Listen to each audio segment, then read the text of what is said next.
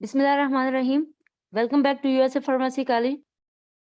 Today we will discuss about the classification of viral genome. So let's start our lecture without wasting our time.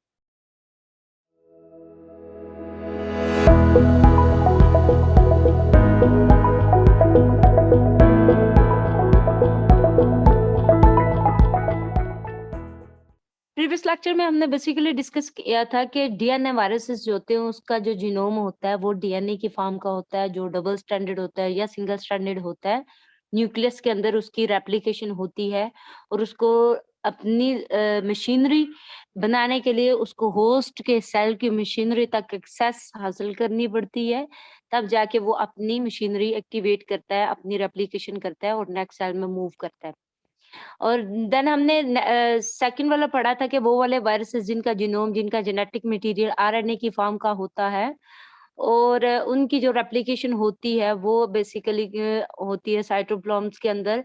उसके बाद कहते हैं जी कि RNA viruses जो होते हैं इसमें बेसिकली क्या होता है, इसका जो जेनेटिक इन्फॉर्मेशन होती है वो यूनिक होती है बिकॉज़ आरएनए में स्टोर्ड होती है और ये भी इसका भी अगर स्ट्रक्चर देखा जाए तो ये सिंगल स्ट्रैंडेड हो सकता है, डबल स्ट्रैंडेड हो सकता है। नेक्स्ट हमारे पास आ जाता है जी सेंस। 2 टाइप्स की सेंस होगी हमारे पास, positive sense and negative sense. First of all, we will discuss positive sense. In positive sense, viral RNA is identical to viral messenger RNA and this can be immediately translated by the host cell. Positive sense में basically क्या कह रहे हैं कि जो viral RNA होता है वो आइडेंटिकल होता है, सिमिलर होता है, मिलता जुलता है वायरल मैसेंजर आरएनए के साथ and this can be immediately translated by the host cell और इस तरह से वो बहुत जल्दी होस्ट सेल से ट्रांसलेट कर लिया जाता है। नेगेटिव सेंस में क्या कह रहे हैं जी, viral RNA is complementary to messenger RNA. Negative sense में कंप्लीमेंट होता है, पार्ट होता है, हिस्सा होता है and this must be converted to positive sense और इसको जरूरत है कि इसको पहले पॉजिटिव सेंस में तब्दील किया जाए and then RNA by an RNA polymerase before translation. Translation से पहले होस्ट सेल जब तक उसको ट्रांसलेट करता है, उस ट्रांसलेशन से पहले उसको कंप्लीमेंट्री से आइडेंटिकल होना पड़ता है, कंप्लीट होना पड़ता है।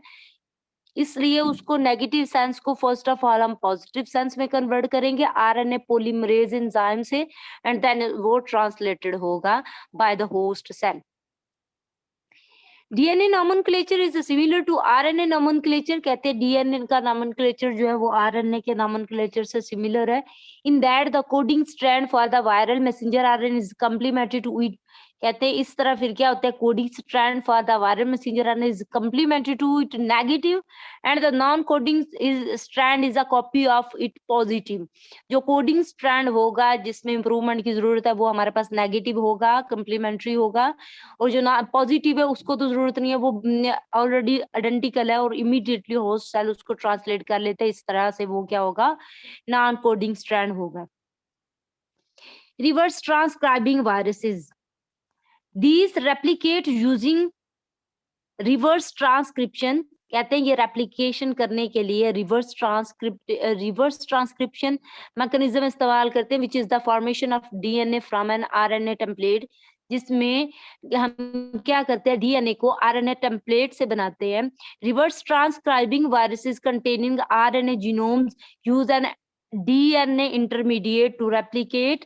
कहते हैं जो रिवर्स ट्रांसक्राइबिंग वायरसेस होते हैं वो वाले वायरसेस जो रिवर्स ट्रांसक्राइबिंग ट्रांसक्रिप्शन इस्तेमाल करते हैं उसमें क्या होता है, वो आरएनए जीनोम अगर उसने अगर डीएनए इंटरमीडिएट बनाना है तो उसको आरएनए जीनोम यूज करना पड़ेगा। RNA genome use a DNA intermediate to replicate. अगर RNA genome RNA containing genetic information जो है वो अगर ट्रांसक्राइबिंग करनी है तो उसमें डीएनए इंटरमीडिएट इस्तेमाल करना पड़ेगा रेप्लिकेशन के लिए। Various those containing DNA genome use N RNA intermediate during genome replication. अगर तो हमारे पास जीनोम आरएनए की फॉर्म का है तो उसको रेप्लिकेशन के लिए डीएनए इंटरमीडिएट इस्तेमाल करना पड़ेगा और अगर हमारे पास जीनोम डीएनए की फॉर्म का है, तो उसको आरएनए इंटरमीडिएट इस्तेमाल करना पड़ेगा रेप्लिकेशन के लिए। ये दोनों एक दूसरे के अपोजिट है। Both tribes use the reverse transcriptase enzyme to carry out the nucleic acid conversion. कहते हैं दोनों को रिवर्स ट्रांसक्रिप्टेज एंजाइम की जरूरत होती है न्यूक्लिक एसिड कन्वर्जन के लिए। डीएनए जीनोम को आरएनए में कन्वर्ट होने के लिए डीएनए इंटरमीडिएट चाहिए और आरएनए को डीएनए को आरएनए इंटरमीडिएट चाहिए और दोनों एक दूसरे में ट्रांसक्रिप्शन शो करते हैं, तो वो एक एंजाइम के थ्रू शो करते हैं जिसका नाम है transcriptase reverse transcriptase enzyme. Next आ जाता है हमारे पास classification. Classification seeks to describe the diversity of viruses by naming and grouping them on the basis of similarities. Classification की कोशिश है कि वो डिस्क्राइब करे डाइवर्सिटी, जितनी भी इनकी अकसाम है वायरसेस की, इनके नेम के तौर पे इनकी ग्रुपिंग करके इनकी सिमिलरिटीज की बेस पे। In 1962, Andrew Loof, Robert Horn, and Paul Tournier were the first to develop a means of virus classification. In scientist ने सबसे पहले 1962 में वायरस क्लासिफिकेशन का मीन्स दिया based on the Linnean hierarchical system, और इसकी बेस्ड क्या थी? लीनियन हिरारिकल सिस्टम थी। This system bases classification on phylum, class, order, family, genus and species. ये जो सिस्टम था ना, इस सिस्टम की जो क्लासिफिकेशन थी वो बेस्ड कर रही थी phylum, class, order, family, genus and species. Viruses were grouped according to their shared properties, not those of their host. कहते हैं वायरसेस को group and the type of nucleic acid forming their genome, और nucleic acid जो होता है वो type बना देता है जीनोम की। Later the international committee on taxonomy of viruses was formed. इसके बाद इंटरनेशनल कमेटी बनी वायरसेस की टेक्सोनोमी बनाने के लिए, जिसको आईसीटीवी शॉर्ट नाम दिया गया। ICTV stands for international committee on taxonomy of viruses. ICTV classification में क्या कह रहे हैं जी? The international committee on taxonomy of viruses began to advise. इसने क्या किया? इसने एडवाइस दी जी and implement rules for the naming and classification of viruses early in the 1990s। इसने 1990 में की सदी में क्या किया? क्लासिफिकेशन ऑफ वायरसेस का सबसे पहले रूल्स पे इम्प्लीमेंट किया, रूल्स पे अमल किया। The system shares many features with the classification system of cellular organisms such as taxon structure।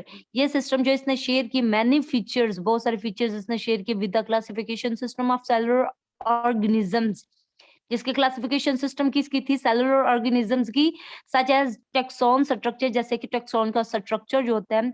Viral classification starts at the level of order and follows as the with the taxon suffixes given in italics. इसको फिर सुफिक्सेस दिए गए, जैसे कि order, family, genus, species.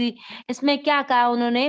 Order में विरेल्स दिया, family में viride दिया, सब फैमिली में विरिनी दिया, एंड जीनस में वायरस दिया। जीनस के बाद हमारे पास स्पीशीज आ जाता है। So far 6 orders have been established by the ICTV। इस तरह से 6 ऑर्डर्स दिए गए किसकी तरफ से? ICTV की तरफ से, इंटरनेशनल कमेटी टेक्सोनोमी वायरसेस पे। Names of orders and families are italicised. जो ऑर्डर और फैमिलीज होंगी उनका नाम इटैलिक में होगा। Species names generally take the form of disease virus. जो स्पीशीज होगी वो वायरल डिजीज जो होगी उस नेम पे होगी। The establishment of an order is based on the influence that the virus families contained within a single order have most likely evolved from a common ancestor। के इनका जो ancestor है, इनके जो आबाओ अजदाद है वो कॉमन होंगे, वो एक ही होंगे।